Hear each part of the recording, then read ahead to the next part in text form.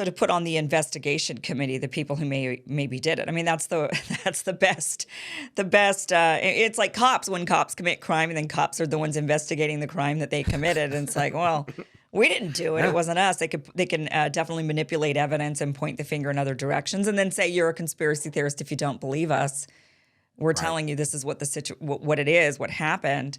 So who do you think did it then? I mean, everybody you've interviewed, all the books you've read, all the research you've done, was it the mob? Was it the CIA, them together, working together? What would have been the reason? Like, who did it from all the research you've done, and what was their reasoning for doing it? Okay. Based on the research I've done and the people I've spoken to, I came up to a conclusion. So, and I preface this by saying I wasn't there that day. I wasn't standing behind the grassy knoll, so I saw a second shooter. I wasn't on the sixth floor of the depository, and Oswald wasn't there, right? I wasn't in that room, whatever that room was, where these very powerful individuals got together and said, Kennedy's got to go. I wasn't there. So I Right. can't say definitively who killed Kennedy, but I can with confidence say a couple of things. One, I tell people that the Cold War and its cold warriors killed JFK. And it was basically the times in which he governed that killed JFK. He walked into a powder keg in 1961. And this is what happened. There's a series of events. 1961, you have the Bay of Pigs. What that was the CIA's operation with Cuban nationals, Cuban exiles who wanted to go back into Cuba and take back Cuba from Castro. Yeah. The United States had a lot of interests in Cuba in the late 50s. And when Castro took over, it was cost them a lot of money. It wasn't just about communism, it was about money. And the mob lost a ton of money because they had casinos there. So you have all these people on the same page. We need to go back in the Cuba and take it back over. And the Cuban nationals, they want their country back. They hate Castro. So the Bay of Pigs, they train them, they get them ready to go. Allen Dulles pushes Kennedy into a corner. He lies to him about what it's going to be. And then at the last minute, it's like, well, you have to provide air support. They're getting slaughtered. Kennedy doesn't acquiesce. It's a failure. Publicly, Kennedy takes the blame.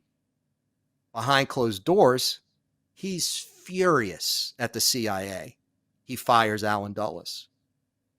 1962, Cuban Missile Crisis. This is where Kennedy realizes that we were this close to a nuclear war, and tens of millions of Americans could have died. Tens of millions of Cubans.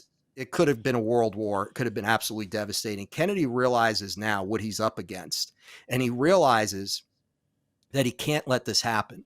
So he starts to go behind back channels with Khrushchev for détente. This is when he starts having those conversations with Khrushchev about a joint space program, détente in Cuba. Let's ease tensions. This is not going to work out well for anyone. And Khrushchev, to his credit, agreed with Kennedy. They became friends, I should say friendly, because of this. And Kennedy knew he couldn't go to his Joint Chiefs of Staff. He could not go to the CIA because these guys were cold warrior fanatics. They wanted war. They wanted to obliterate communism off the face of the earth. They didn't care about the collateral damage. They were going to be in their bunkers. So if 10 or 20 million Americans died, they don't care. They have elitist attitudes. They're better than everyone else anyway. Kennedy knew this. What else does Kennedy start to do? He realizes that the CIA they're going into countries all over the world, Africa, Central America, South America, and they're manipulating these countries and making fortunes on manipulating the countries. Whether it's through assassinations, they organize coup attempts. They have companies like the United Fruit Company who's there making millions and billions of dollars, and they all have major stock. Allen Dulles and his brother John Foster Dulles have major stock shares in the United Fruit Company. So they have a vested interest in being in these countries and manipulating these countries. What does Kennedy do? He says all foreign nations should be sovereign.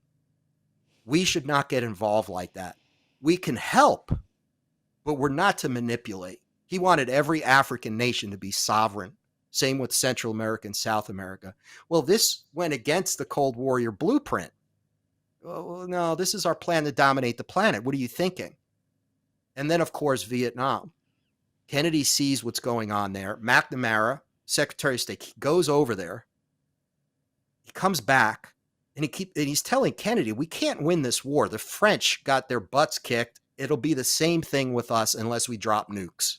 Mm-hmm. Kennedy knows what's going to happen. It's going to be a quagmire. That's why he says, I want all forces out.